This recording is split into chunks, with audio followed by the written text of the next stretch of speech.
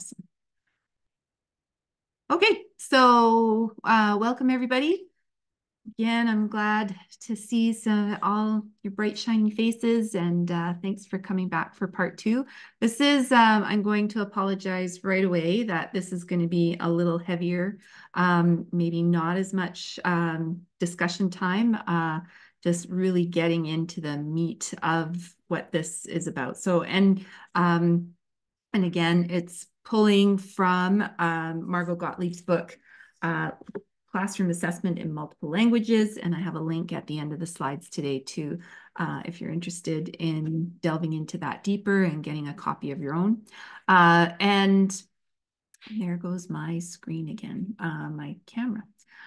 So, but yeah, so just letting you know that I've got some heavy content on slides and things, but we'll try to work through it a little bit.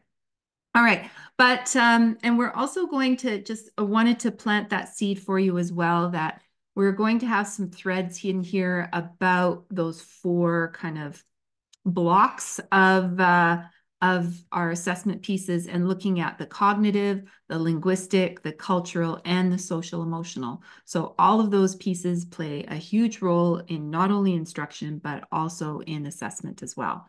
So I'm going to play this quick little video just that kind of captures a little bit about all these ideas. It's down in Winnipeg at the Daniel McIntyre Collegiate Institute.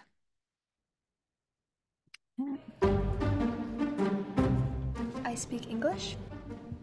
Nongya Swahili. Kayo po magsalita ng Tagalog. Eu falo português. I speak English. Okay, good afternoon, choir. Good afternoon, Ms. Wall. My name is Cynthia Payson-Wall, and I'm the choir director here at Daniel McIntyre Collegiate. The school has always been a diverse school, and throughout its history, it's always been the point of first arrival when new waves of immigration come to Winnipeg. My name is Piolo Terdanes. I came here when I was about 6 from the Philippines. My name is Ervin Maleka, and I'm 20 years. I was born in DRC Congo, but I was raised in Namibia. So let's stand.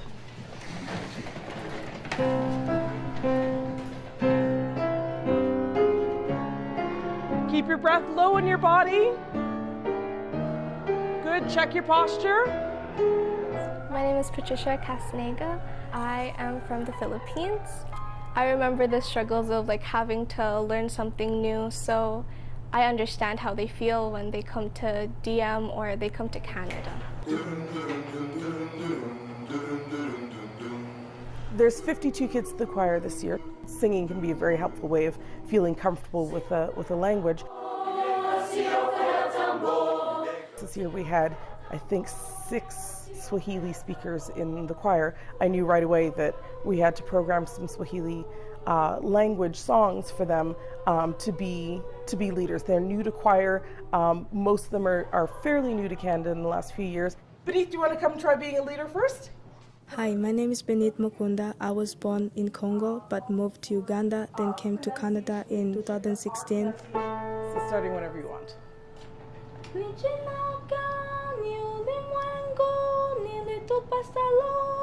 And then we respond.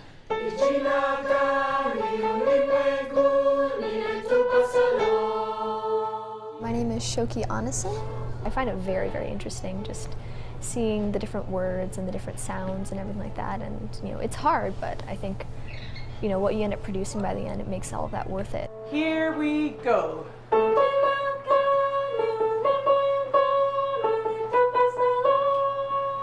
Here we go.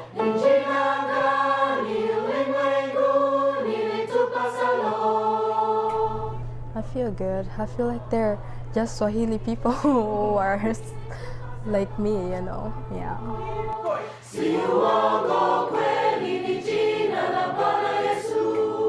Our kids are very thoughtful. They did think about things like, wow, this is a real struggle for me to wrap my mouth around these sounds from another language, and yet I'm sitting beside someone who is doing that all day, every day. It made me feel so special, and it made me also feel so proud of my language, seeing people like other people speak different language, the way they're singing it, the way they're pronouncing it, made me also feel so good and so special.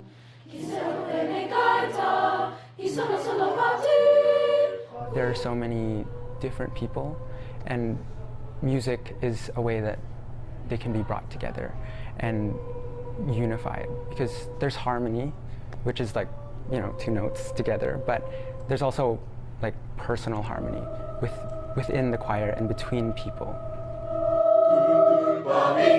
All right, nicely done. So I hope that was something meaningful for you. I know a lot of us are coming with the context of our academic classes, but you know, I really like for me, I like some of that language that was in there. You know, she says I've had 6 Swahili speakers in my choir this year, so I need to plan for them. And, you know, adapting and seeing what kind of songs we can find that's meaningful for them. And, you know, that the last speaker just talking about that personal harmony with one another. So yeah, so when I saw that, I needed to share it. Hope you enjoy it. Oops. And but with that, I'd also like to acknowledge my gratefulness again to the land, and thinking about how our again, that language and connection to the land. And since we started out with music, I thought I'd also add a little bit of Chubby Cree in here. And thinking about, you know, yesterday we were talking about translanguaging and how it really helps create something new. And now, mind you, Chubby Cree, all the lyrics are in English, but he uses so much of his, and his grandmother used so much of their culture and weave it together to make something completely new. And that's the beauty of translanguaging and transculturalism. Maybe, I don't know if that's a real word, but it is one now. So just thinking of that. So my gratefulness to Chubby Cree and all the work that his grandmother, Carol Powder, does.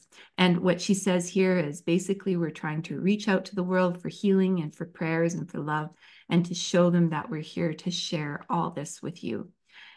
All right, here's some more music.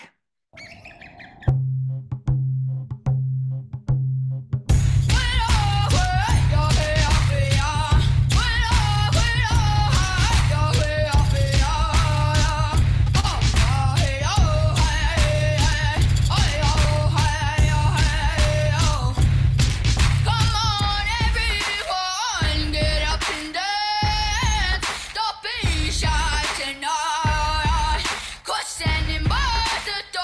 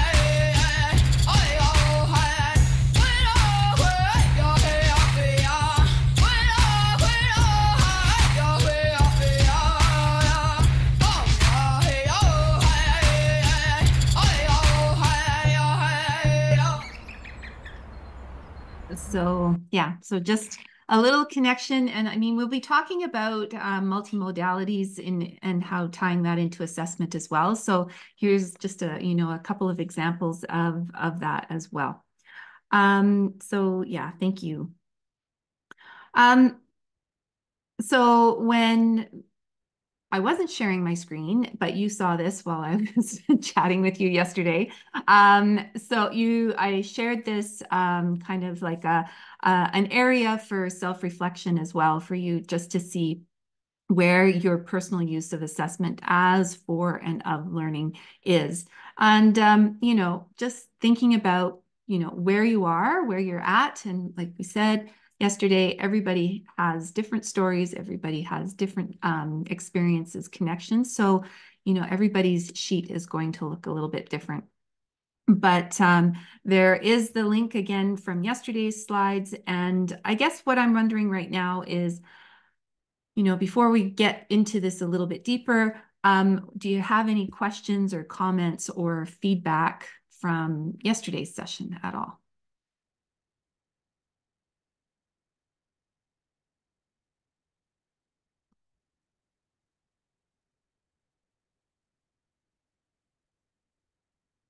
Nothing yet?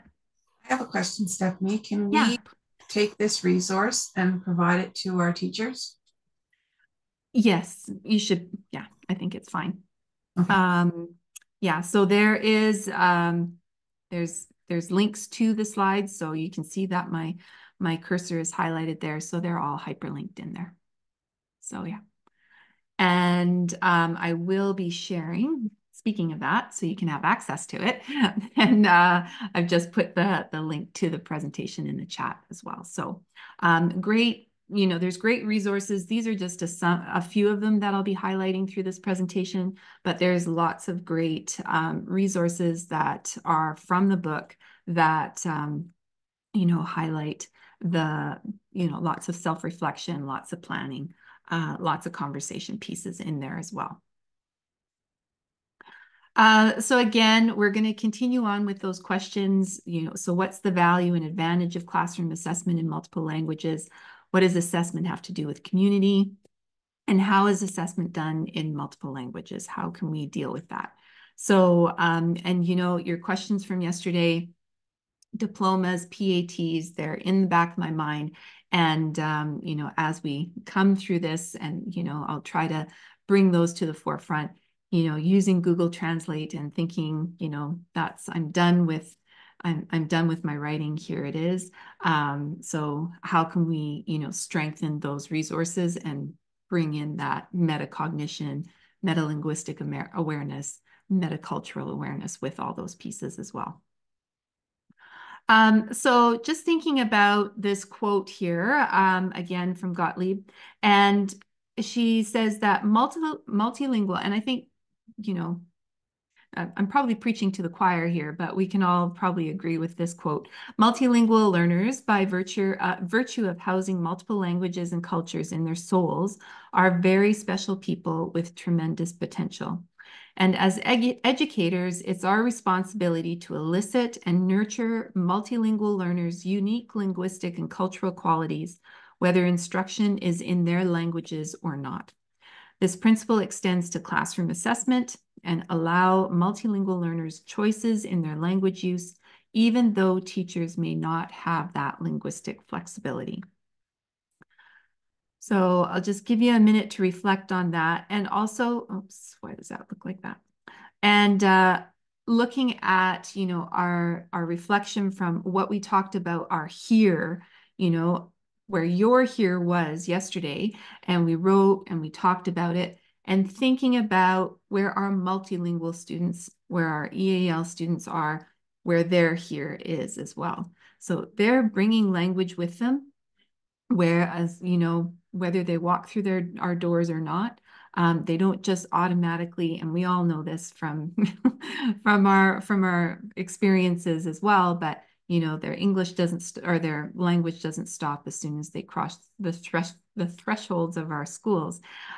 So how can we, as Chubby Cree put it, rock our world, right? So we want them to rock our world. So how can we bring that to the fore? So yeah, so I'll just, keep that in the back of your mind a little bit. Where's your here? Where's our students here? And how can we make those connections between those two? And, I'm going to, like I said earlier, I'm going to be loading a lot of information on you. And, but I'd like you to remember the words of wisdom of my dear friend, start small to go far. So, we'll just gradually, just as we're learning language, bit by bit, increasing that vocabulary and that linguistic repertoire. So just there's also, this is hyperlinked as well into the presentation, but that you, maybe want to, as a school, you may want to take those considerations of for assessment in several ways. So you may want to create a checklist, and this is only the first page of it, but it's looking at all of those pieces. Are you taking some of these pieces into consideration when you're looking into your assessment practices? And are you looking at those linguistic considerations? Are you looking at cultural considerations and academic considerations, experiential? And the last page is about social emotional considerations as well. And, I think we have people in this group here who, have added language, added English, added Canada, maybe. There goes my screen again. It's going all flippy. Added English, added Canada to our cultural linguistic repertoire, and how are things being made meaningful for that. So just I think back to when I was in junior high, and this was old curriculum, because like I talked about, I'm tapping into the seniors discount this tonight.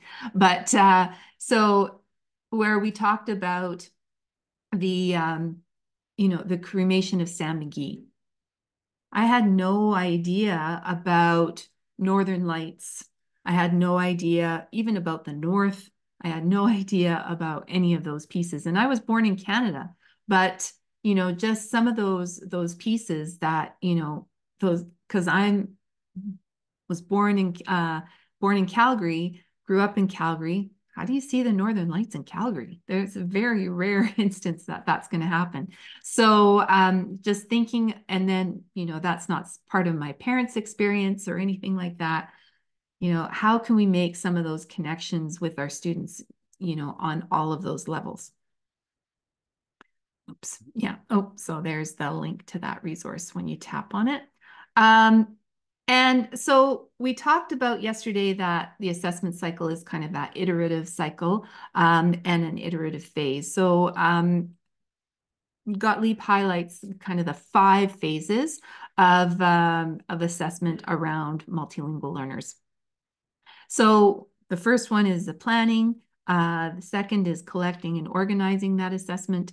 And then we're interpreting that assessment and giving feedback. Then we're doing some evaluation and reporting, and then we're taking action based on that feedback.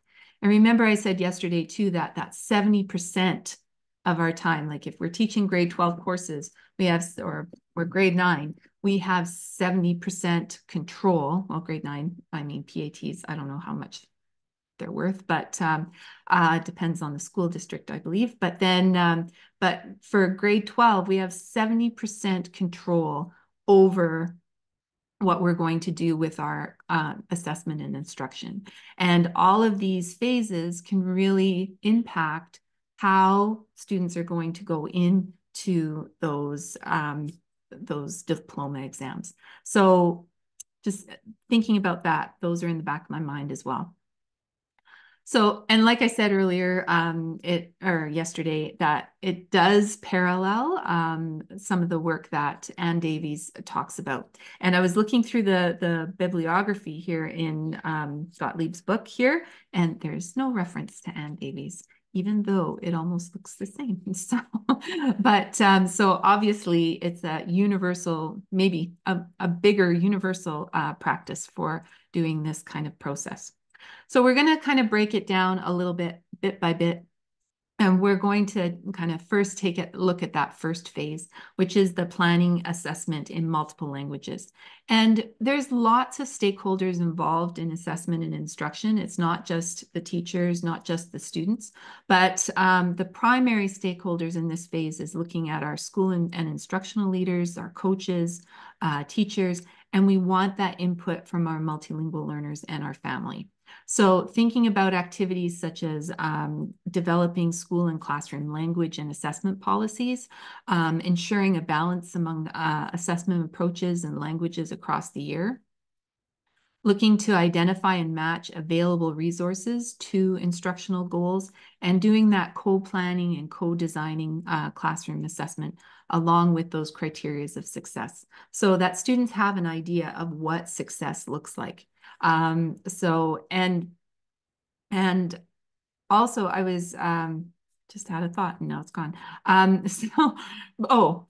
Balance, looking at the developing in school and classroom language and assessment policies. I was chatting with a colleague and we were talking about, test taking and how sometimes that builds up a lot of anxiety in our students just because they're not sure what it's going to be.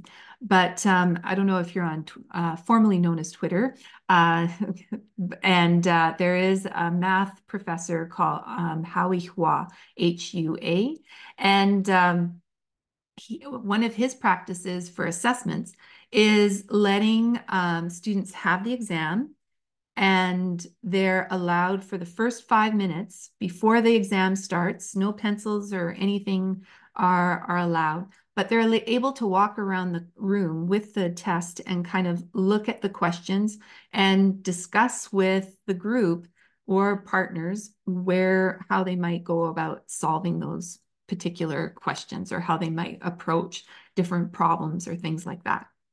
So he's noticed that it's remarkably reduced that anxiety that that students will have, and because they have some of that predictability that going into it. So maybe you want to incorporate an idea like that into your assessment policy and become one of your protocols as well. So just as we know, there's a relationship between those purposes of assessment, those integrated learning goals, and final projects, because we always really kind of want to begin with the end in mind. And they're all tied into teaching and learning. And so we've got kind of the 3 cornerstones of purposes for assessment, integrated learning goals, and then assessment products, performances, projects. When we're thinking about those integrated learning goals as a planning and reflective tool, that really can help our students build that capacity to learn and tease out what's important to their own learning and really become those self-sufficient, independent learners. And because that's, where we want to go, that we want students to be reflective and see how they can further their learning. So we want to center our integrated learning goals on concepts and ideas. We want some comparative expressions of language use. We want to couple those content-related actions with associated language. So when we're thinking about, we're asking students to describe, we're asking students to compare what's the language that students need to know in order to describe or to compare. Then there's also, that effectiveness of communication rather than that it be correct. And then we want that community building with student-to-student interaction, and that we're bringing in multiple cultural perspectives, and that there's opportunities to negotiate meaning with others. So you're not like that student that I was connecting to at the beginning of yesterday and thinking about, I couldn't help her with the answer, but she didn't feel safe enough to ask other people in the classroom for help in figuring out that problem. So, so building some of those practices. Yesterday, I shared in yesterday's slide deck, you saw the purposes of assessment that are from yesterday's session as well. So if you want a reminder of what those purposes of assessment are, then you can just click on this picture and it'll take you to yesterday's slideshow. And, you know, you didn't see it in the recording because I forgot to share my screen. All right. And when we're talking about integrated learning goals, we want to make sure that they're always shared with students so that we can formulate those language expectations. And they're kind of a basis of success criteria. So if you think about them as an exit ticket or things like that, then they may be part of that as well. All right, so if we're thinking about planning a classroom as for and of learning for that curriculum and instruction piece, you know, here's a little chart for you to take a look at. And I'm just going to stop my video again because it's flipping. And so if we're, you know, beginning with that end in mind, that of learning piece, that, you know, teachers, you know, they get together to form that criteria for success. And, you know, or maybe there's some project descriptors.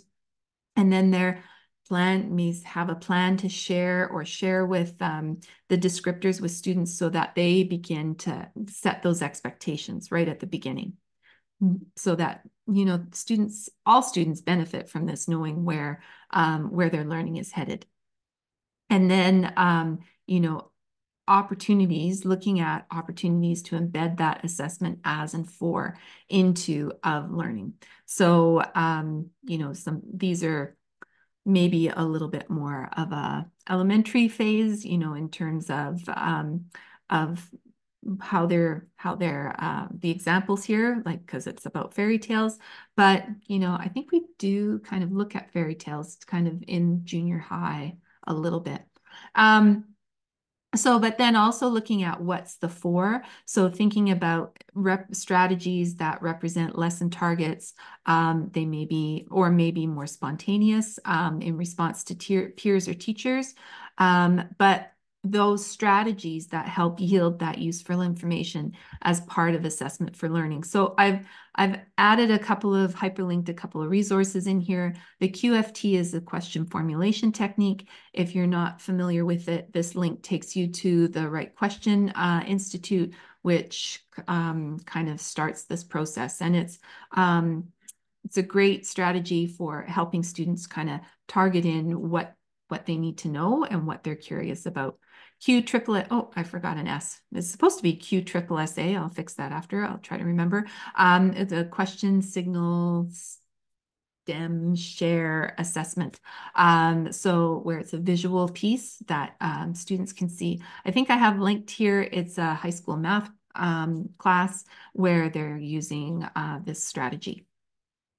And also that undirected think, pair, share, and other collaborative moves. I've linked in some resources here for discourse moves, and also some think alouds like number talks or problem strings or things like that, thinking about math classes in particular.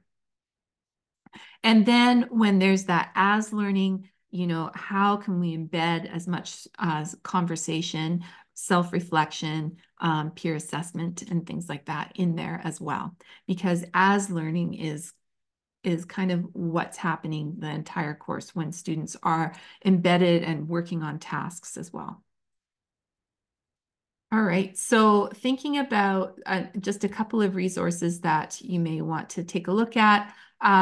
So planning for, I think in the notes I might have this linked. Sorry, I forgot to hyperlink it here. But so just planning assessment in multiple languages for a unit of learning.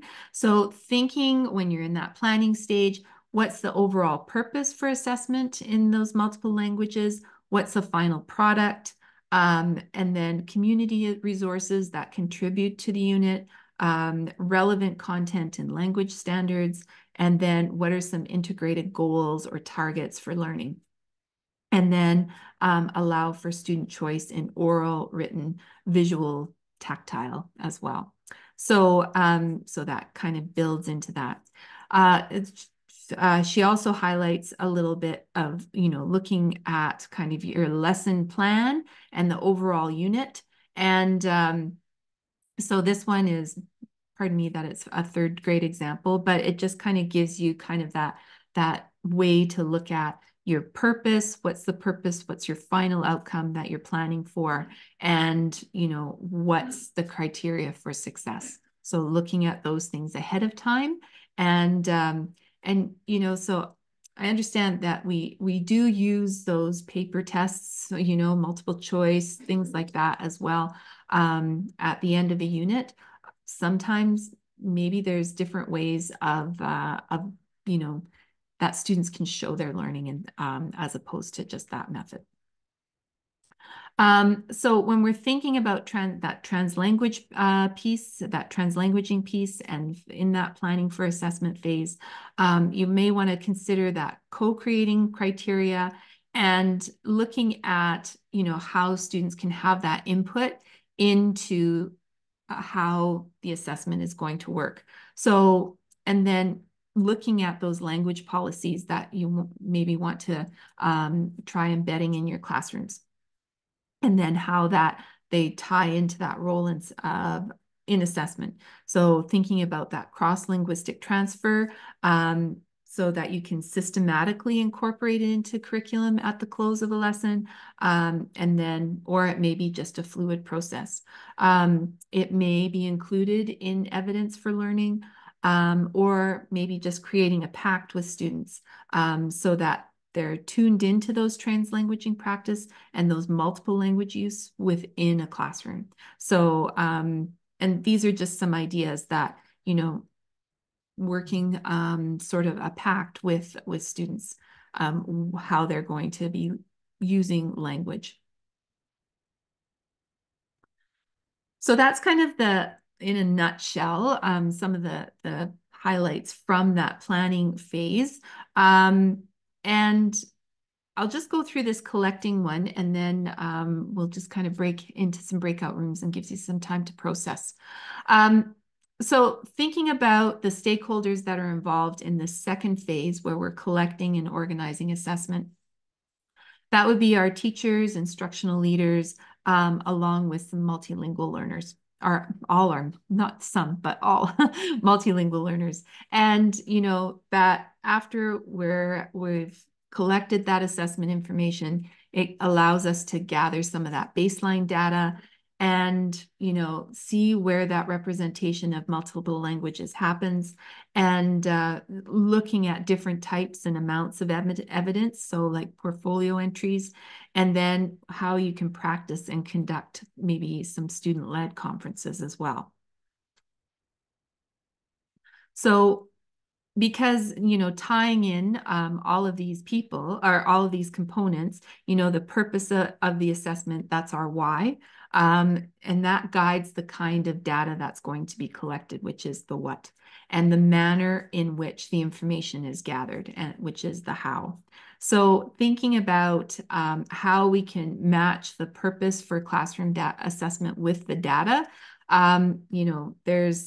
I took her resource page, and then I took the notes that were highlighted in the book itself. So, thinking about what's your purpose for classroom assessment in one or more languages. So maybe students' evidence of language, maybe it's oral, written, multimodal samples, where they're showing growth. So e-logs or blogs. Document translanguaging, so where you have some interactive academic conversations. And then that teaching and learning process, maybe you're using student journals, you're using portfolios, where you're offering feedback. So you have some interview conferences, both oral and written work. And so demonstrating some learning, so documentation, and building their cross-linguistic, so their meta-linguistic and metacultural awareness, so where we have some self-analysis and reflection. So, you can take a look through the rest of these, but all of these are different ways of capturing students' understanding. And it doesn't always just have to be like looking at, okay, I got 82% on my math exam, or I got 42% on my math exam, but looking at different ways that you can bring in some assessment data. And then again, remembering that that data collection, it should be fair and relevant for those students, and that it should represent students' language uses and language lesson targets, unit goals. And again, I'm going to tie in that idea from Ann Davies, and where she talks about that triangulation of evidence. So looking at not just products, but also the observation and conversations as well. So documenting and gathering and collecting that evidence as well. So thinking about resources, and as well, that we want to optimize our students' access to meaning during their learning process. So Gottlieb talks about bringing all those three components together, that translanguaging, multimodalities, and multiliteracies as well. So, so not just paper form assessment, but, oral representations, maybe acting out, drama, music, all of those pieces. And it really ties into that universal design for learning, where we have those multiple means of representation, so students can have those multiple entries to learning, and where you can have multiple means of expression that provide learners multiple ways to demonstrate that learning, and multiple means of engaging learners that reflect their multiple interests. So thinking about how you can kind of bring all those together in your design process, in your collection process as well.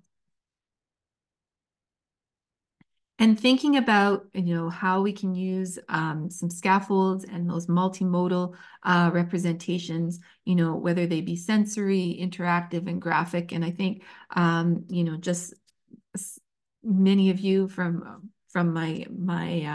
my connections to you, that you may be familiar with a lot of these ideas or all of them, and how, when we're thinking about even, incorporating movement to reinforce those concepts, even thinking about how, students can use their bodies in a math class and placing themselves on a number line, or and all of those pieces, or what does a fraction look like, and how we can create some of those ideas.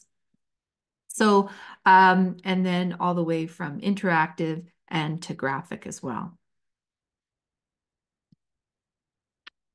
And when we're thinking of that translanguaging piece in this phase, we're thinking of as learning, so that students are self-assessors. When for learning, they're providing input to lesson design. So, maybe there's something that they didn't quite understand in whatever lesson. And, by having those integrated learning goals, seeing at the end of the lesson if they met those learning goals, those language targets, and that's being reflective, and seeing how you can go back and improve that. And then assessment of is, to design to build that metalinguistic and metacultural awareness as well. So we want students to have opportunities to express themselves through those multiple voices and perspectives. We want them to show their learning in authentic performance tasks and projects, use interpersonal and external resources during instruction and assessment. And we want to represent their full linguistic repertoire without being restricted to one language or another. And I think you've probably experienced it yourself, that, maybe you've asked students to write something in English, and, it's very, very difficult for them to get their thoughts on a page. But when you ask them to share their thinking in their home language, then you might get like big pages of it and full of their thinking. And so we don't want to just restrict them to that one language or another. We want to, start small, build it up so that they can tap into their language and see it as an asset. Okay, so those are kind of those two first phases. So we talked about planning language, planning assessment in multiple languages, and collecting and organizing assessment information.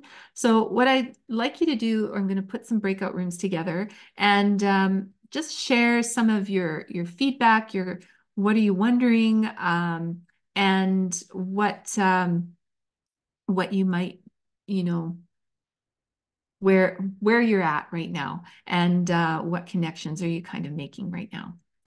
So let's see. Just make sure I have a good balance here.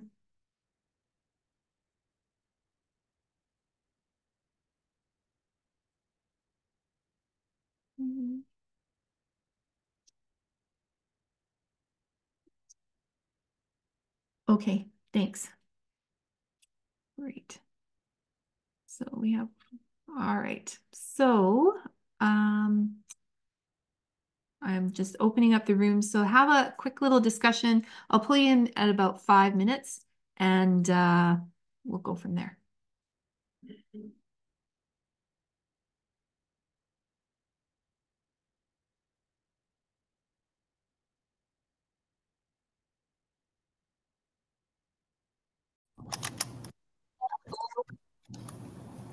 Great. And we'll just remind everybody just to maybe mute and just check if you're muted or not. So those were kind of the first two phases. So we're going to move into that third phase here and just think about that, interpreting that assessment information and giving that feedback in multiple languages. So looking at the data, reflecting on the results, students are engaged in a little bit more or in self and peer assessment and looking at student languages and matching those language samples and projects against the right criteria for success and using that feedback to improve teaching and learning. So this is kind of where our teachers and instructional leaders, along with individual multilingual learners, are the key stakeholders for this phase. So thinking about that collecting, recording information on their language literacy, translanguaging practices.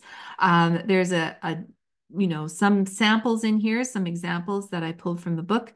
And in terms of collecting information on oral language practices, ways of recording oral language practices, collecting information on translanguaging, collecting information on literacy practices, and ways of recording literacy practices as well. So just a couple of examples from the book on that.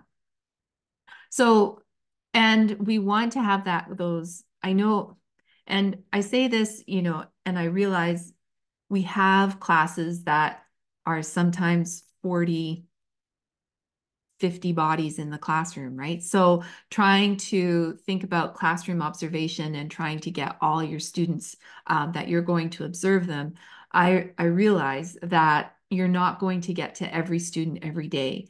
But if you maybe work with your colleagues and think of what kind of structures could we have in place that, that we're paying attention to certain things of our students intermittently. So maybe we're going to look at Diego on this day, and we're going to look at Susanna on this day, or whatever it may be. So, but at least that we're looking at something.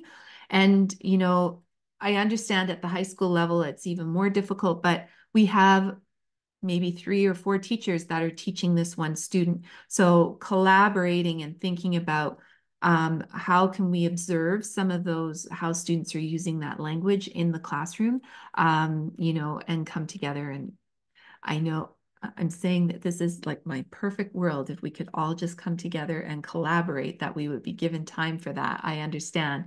But just putting it out there and thinking like, is there some way that you can kind of build some of that in? So, because we want to see what our students are doing with the language while they're engaging in content learning. So, you know, maybe you can even take some qualified information. So like that note taking, that information from classroom observation, but maybe you can quantify it so that you're making a tally. So when they're using their language, English or translanguaging, you know, if we have some class meetings or small group discussions, what's their oral language use? And then even looking at their writing samples and taking notes from that as well. You know, when we think about the benchmarks, these are things that, you know, we would be doing through classroom observations anyway for pulling in some of that information. And here's just a sample of a sheet. You know, you can see that it's, you know, once a month that you're picking out and looking for some of the traits that your students are using with language. So, you know, how's that language development in English? What's that language development in other languages? How is that translanguaging being used?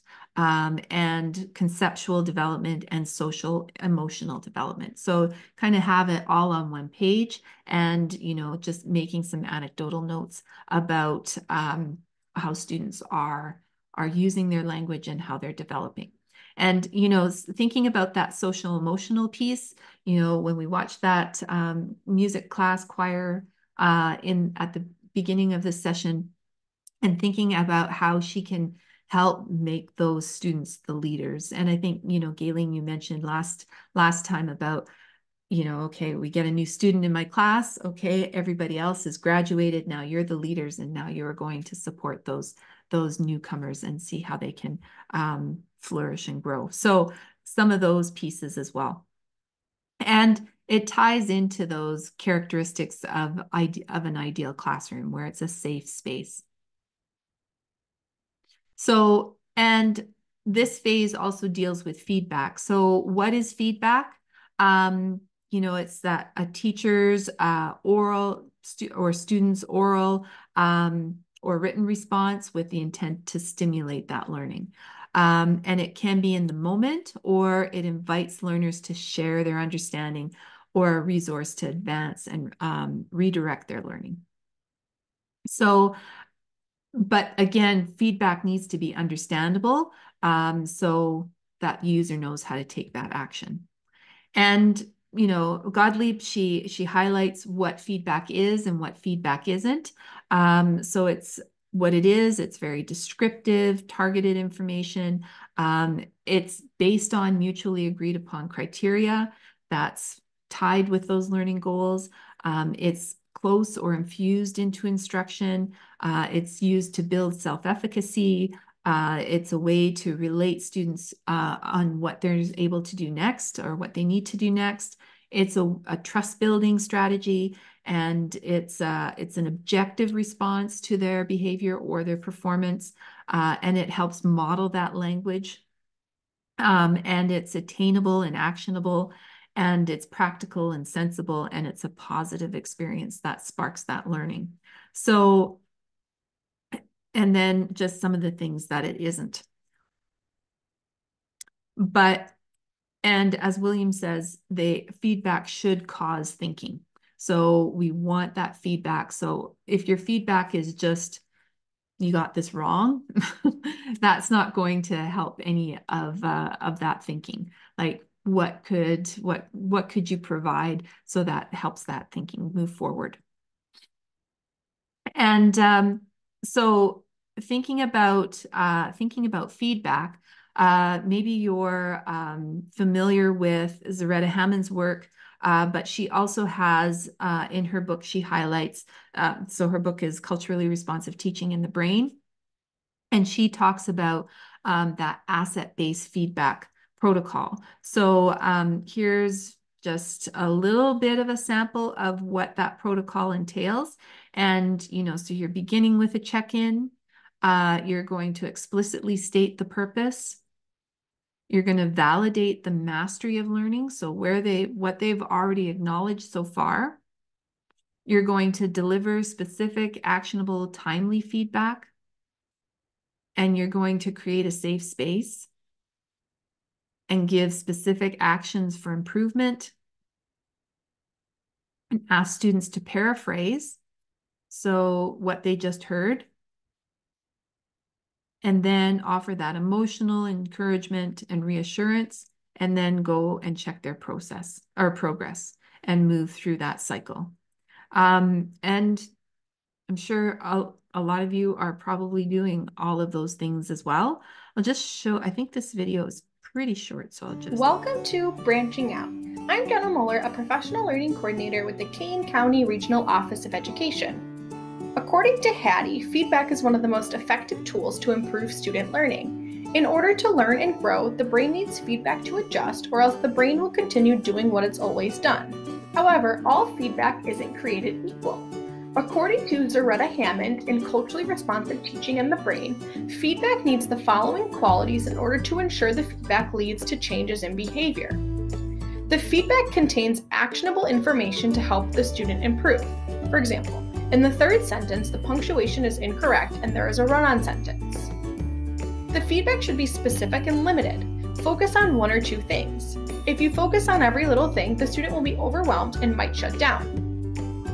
Feedback should occur when the assignment is fresh in the student's brain, or else the likelihood they will change based on the feedback is low. And the feedback has to be provided in a way that builds the student's confidence.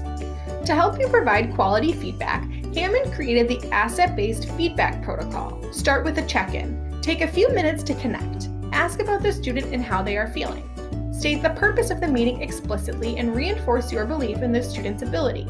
Give specific evidence of their growth and learning capacity. Validate the student's ability to work towards mastering the learning target while acknowledging the rigor of the task. Have the student analyze the task with you and identify the easy parts and the more challenging parts. Provide feedback that is specific, actionable, timely, and limited in scope. Restate what the final goal is and what mastery looks like.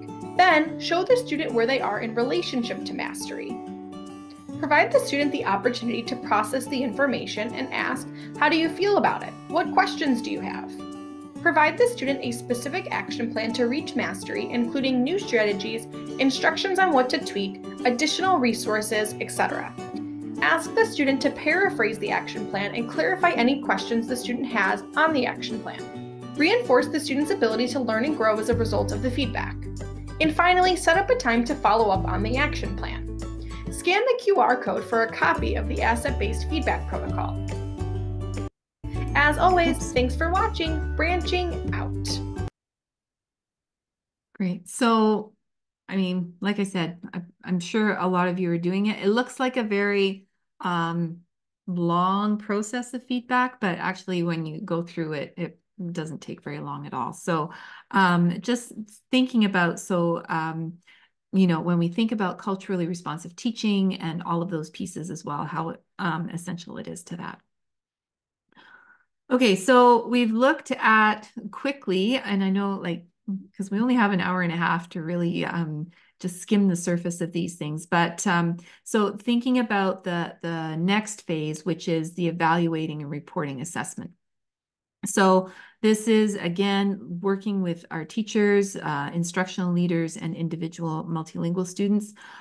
So we want to look at that, provide evidence for learning in multimodal ways. We want to assess value or effectiveness of learning and convert evidence for learning into grades or narratives, and share results with families and community. So what that looks like is thinking about and maybe rethinking that evaluation reporting based on assessment of multiple languages. So, so thinking about having that buy-in from students as well. So what did they think of the assessment task or test? So what did to what extent? So was it difficult? Did it represent what was taught? Were you able to show what you had learned? Were you able to choose your preferred language? And having, you know, that students are actually, you know, assessing the assessment to see if it's fair or fair for them. And, you know, what would they change? So giving that agency, giving that voice to students. Now, I understand that this can be difficult for some high schools where departments say we're only giving one unit test across the board, so we can't make any changes. You may want to look and see how and have kind of a conversation and see about how inclusive that practice is, how equitable that practice is, as well, and see if we're bringing in all students' voices into that assessment process. It can be a difficult conversation because I know things, have sometimes this is the way we've done it and this is the way we're always going to do it. But, when we think about inclusion, when we think about equity, maybe we need to bring in some of those conversations. So we still need to think about that. We're pushing our multilingual students and our other students to be agents of their own learning, even if the testing is a focal point in your setting. So thinking about that analysis of a performance task so that we facilitate that we, after the discussion and a set of questions such as these shown here, they spark that reflection process. And thinking about individual questions, how could they be distributed to partners, small groups to tackle, and how could they be revisited through the school year or semester? So when we're inviting them to reflect on their assessment experience, it helps ease that apprehension. It allows for that interaction, and it enhances those opportunities to become more invested in their learning. Because if they just think, oh, it's a pop quiz, like why is that happening? If we think about how can we get students to really want to show all their growth and be invested in that and be proud of that, then that's something what we want to work towards in our assessment practices.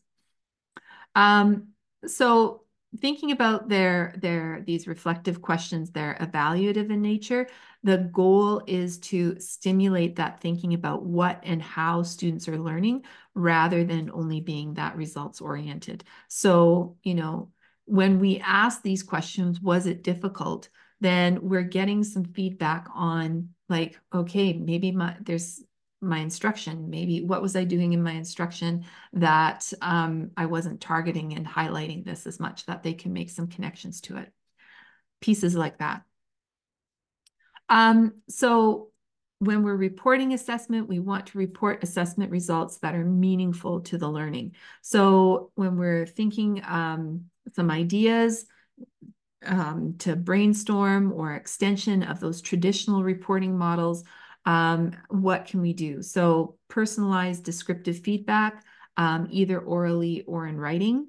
And, like we do our report cards once or twice a semester, once or twice a year, depending, but how can we offer some of that descriptive feedback a little bit more regularly?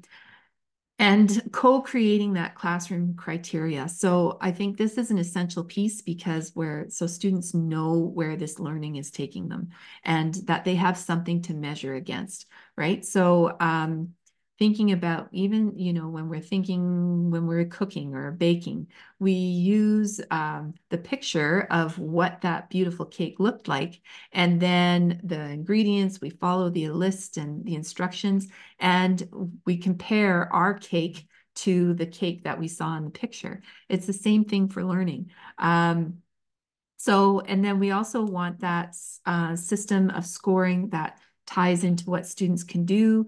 We're summarizing that information from learner portraits and looking at actions.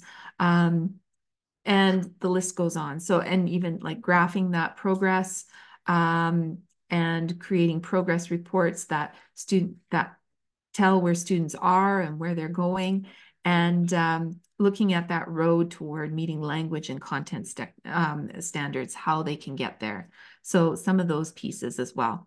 And maybe you're doing all of these, maybe you're doing some of these, maybe you want to adopt one or two of these as well. So sorry again that this is kind of small, but I wanted to kind of show all of those pieces of that meta awareness that is involved in that assessment as learning piece. So that metacognitive awareness, so that we have some think aloud strategies to help build that self-awareness, and those meta-linguistic awareness pieces so that they can see some comparisons between their language, between the language that they're adding, like English, and so that they can see, okay, well, maybe when I tell a story in my culture, then or in my language, then I map it out this way. And so how can we blend the two and make something new? And also looking at that metacultural awareness, like was mentioned last time, you know, when we were talking about MacGyver. So that's a very culture-based word. And even when we're thinking about figurative language and idioms and metaphors and things like that, how can we tie in some of those and bring some of those cultural pieces alive so that students can make those connections as well? So yeah, so just tying some of those pieces in. And then when we're thinking about assessment for learning, so where we're looking at criteria, this is an example for, you know, related to argumentation. So where students, again, are reflecting. So you co-created criteria, there's, you know, however many that you want to share, and where is the evidence that the student sees in that criterion, in the work that they've produced, and what else do they need to do. So, and they can do this in their home language, they can do it in English, whichever comes more easily to those students.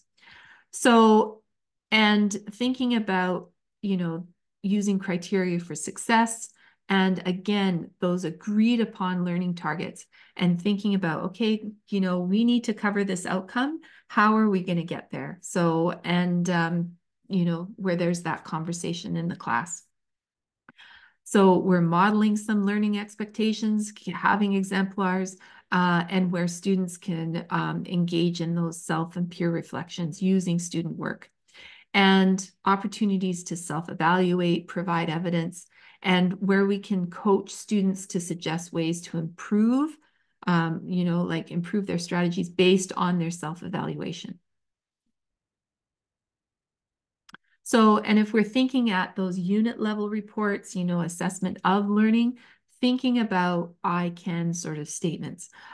So, and looking at all of those components, like their development in English, their development in other languages, their conceptual development, and their social emotional development.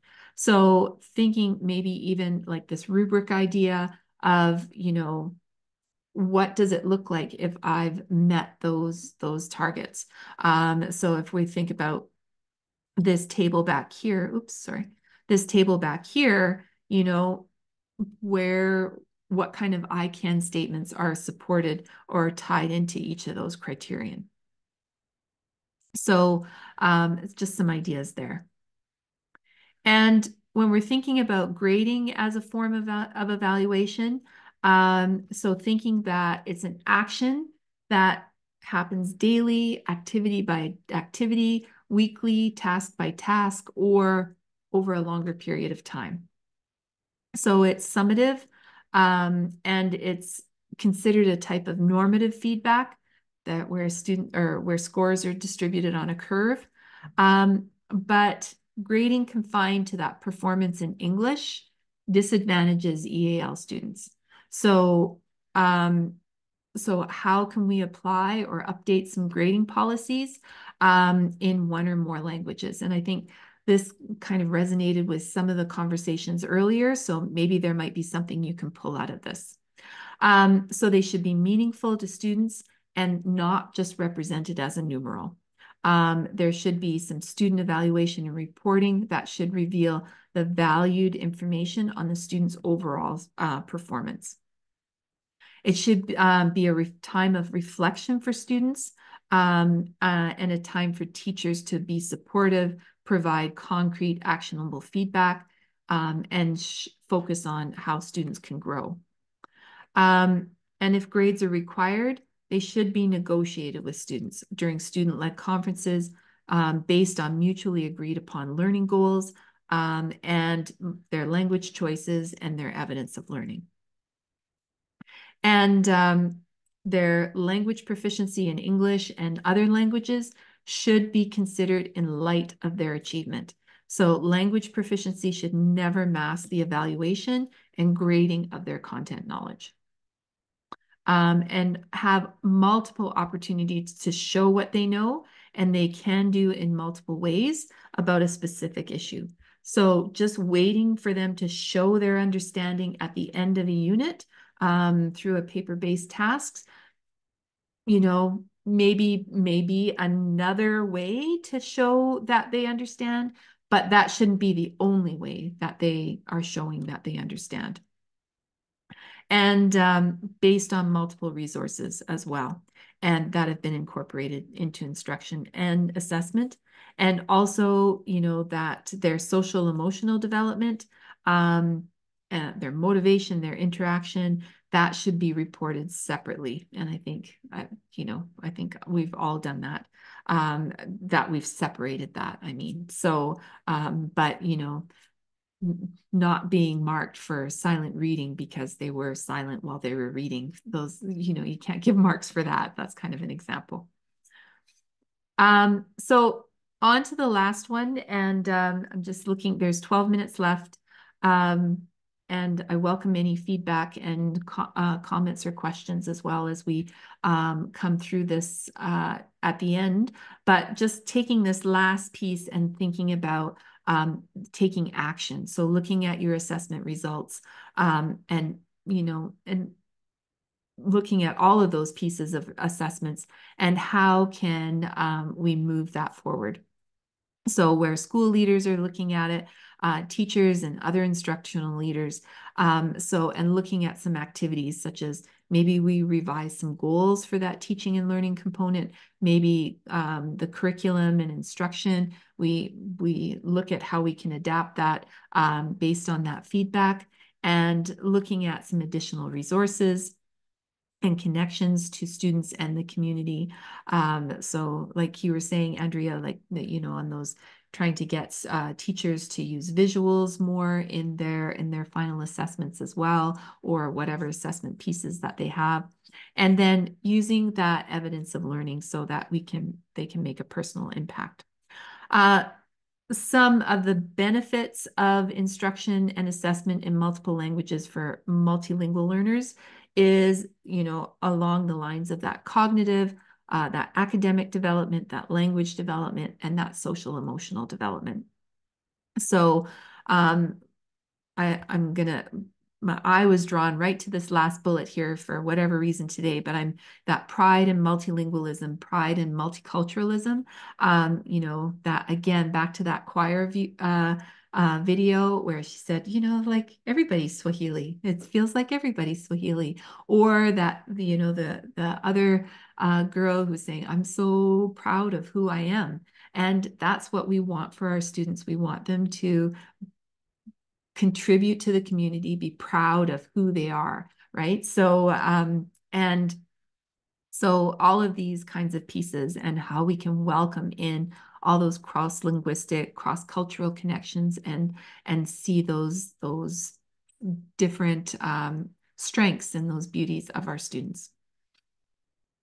And I'm sorry, it's a big fat table, but I just wanted to highlight some of those ways, and you know, you'll have the slides after and you'll have the recording after, but you can just take a look and see what monolingual teachers can do to take action to encourage multilingual learners, multiple language use, and how our students can take action using multiple languages.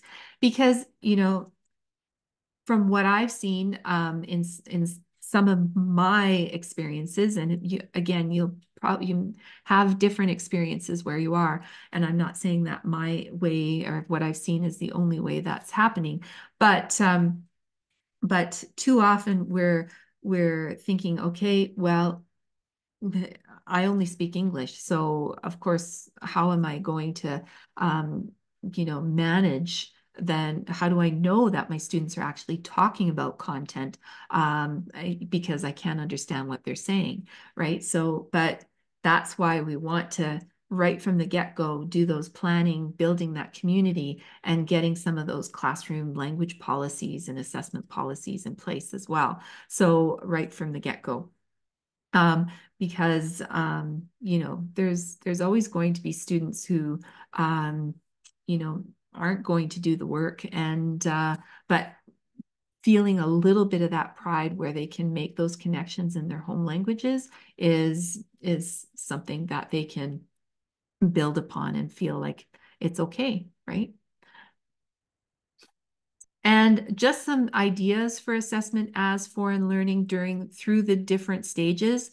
So, when we're in that planning stage, thinking about how we can involve our multilingual learners and how we can introduce and maintain that student choice.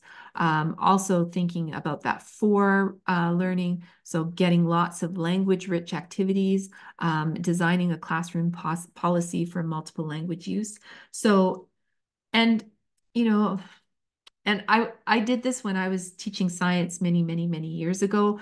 So where I had my PowerPoint presentation and I created a nice little workbook for my students so that they could fill in the gaps and fill in the blanks to match the slides, and that's how they would take notes and things like that, which is all, great so that they have some of that engagement piece in it and that they have something tangible to refer back to, but also thinking about how we can incorporate more of that student talk in classrooms so that they have multiple opportunities to solidify that thinking so that it goes from not just their working memory, but into their long-term memory. Because maybe you've heard the research before that it takes about 7 to 10 times of exposure to make it stick, so to speak. And so how, especially in this assessment for learning pieces, thinking about that interaction piece. And then, so just thinking about, so that's kind of the end of the cycle. And then as you're going through, and then as you're in this taking action piece, then like, how's that iterative process going to be? Like, okay, so they've got this, what I've seen evidence of in this unit, and how am I going to take what I've noticed in the data that I've collected and the learning that they've shared with me, how can I take this and work that into the next unit and build that on? So just some resources, again, I heavily focused, well, you saw the page numbers that I took it from, but so this book here, Classroom Assessment in Multiple Languages, I welcome you to take a look at this resource, and then also Culturally Responsive Teaching in the Brain by Zaretta Hammond. And, if you haven't had some connections with Ann Davies before, take a look at this little book. It's quite a short little read, but it kind of ties into this classroom assessment piece. Also, Tan Huynh and Beth Skelton, they talked about assessment as well for our students who, they're still classified as a multilingual or as an English learner down in the States, but they're speaking English, but that academic level, that academic register is holding them back a bit. So there's lots of great ideas and resources in here. And also just the EAL toolkit. I've linked it to the classroom assessment page that has some other pieces in there as well that you may find useful. If you're looking for some ways to build some interaction in your class, then I've got some language routines in here that create some of those interaction pieces that you can plan for. Also, thinking about that planning for language development piece, there's also some resources in here about how you can plan for that language growth in conjunction with your content that you're teaching. So some resources for you there. And so thinking about your goals for the session, I hope I connected with some of them. And, you know, like I sprayed you with a fire hose just today. And, but thinking about those multiple levels and multiple languages in the same class, again, looking at those policies that you have that you may want to construct with your class, and how you can kind of build on those pieces. And then looking, yeah, we've got the diploma exams, but again, how can we support our students through assessment, feedback, and through that loop in preparation for the diploma?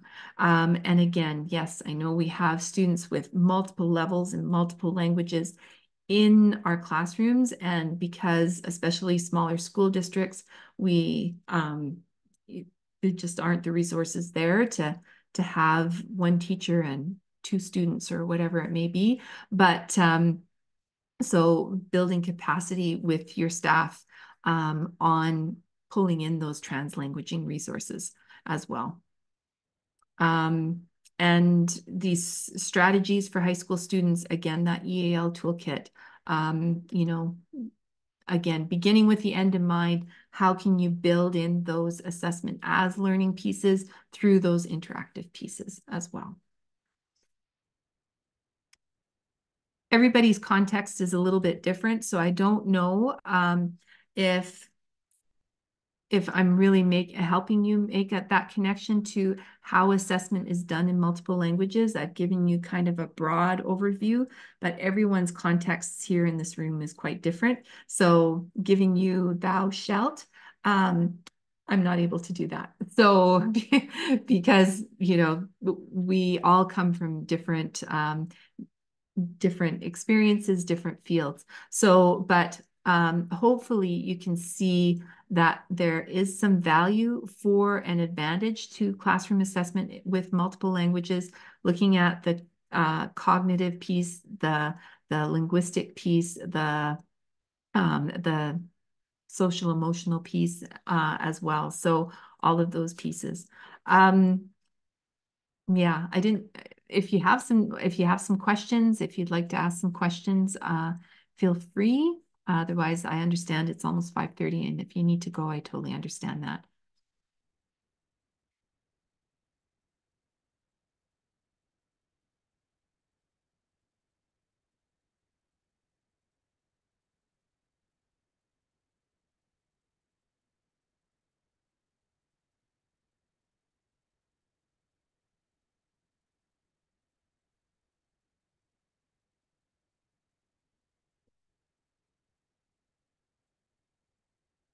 So I'll stop the recording here.